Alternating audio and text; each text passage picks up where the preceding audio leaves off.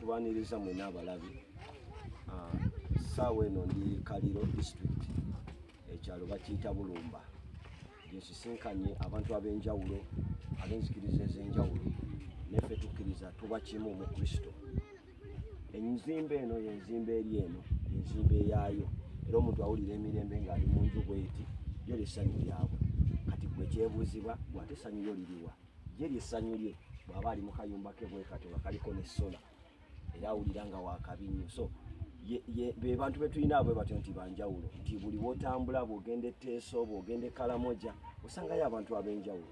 Kati nno nange bwe nzize e Bulumba, Kaliro district, kisisikanya abantu ab'enjawulo ne tunyumyamu, ne tuinteractingamu.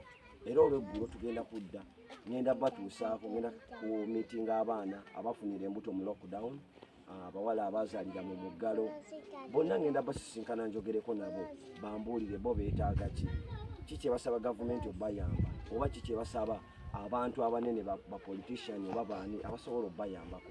Kati nno neeyungako ku YouTube channel yange eya John Pokavuma, kwendi ku YouTube.